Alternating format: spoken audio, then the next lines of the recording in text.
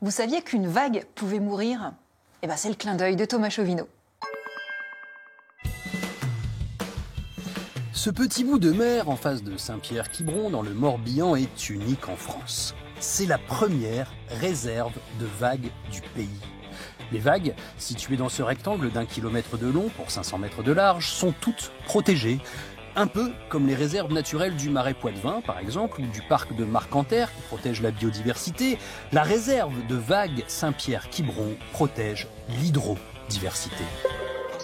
C'est un militantisme, nouvelle vague en quelque sorte, qu'on doit à un surfeur, Erwan Simon, et un chercheur spécialiste des aires marines, Grégoire Touron-Gardic, qui considèrent que chaque vague est unique, en fonction des fonds marins, du sable, des coraux, des rochers, des vents et de la propagation de la houle. Elles ont toutes leurs particularités, leur propre ADN.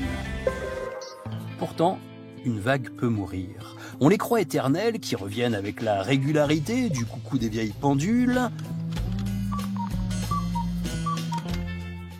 Mais non, dans les années 1960, au Pays Basque, la vague de la Barre à Anglette était l'un des spots les plus prisés des surfeurs.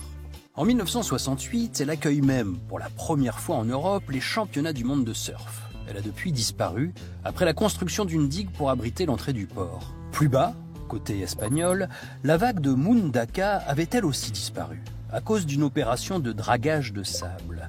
Mais une mobilisation, notamment des surfeurs, a stoppé ce dragage, les vagues sont revenues, et depuis, les autorités locales l'ont décrété réserve de surf. Un principe qui existe ailleurs, en Australie, depuis les années 1970, en Nouvelle-Zélande, aux États-Unis ou encore au Pérou. Mais à Saint-Pierre-Quiberon, c'est la première fois qu'une vague est protégée juste pour ce qu'elle est. On espère donc que c'est une initiative qui finira par faire des vagues.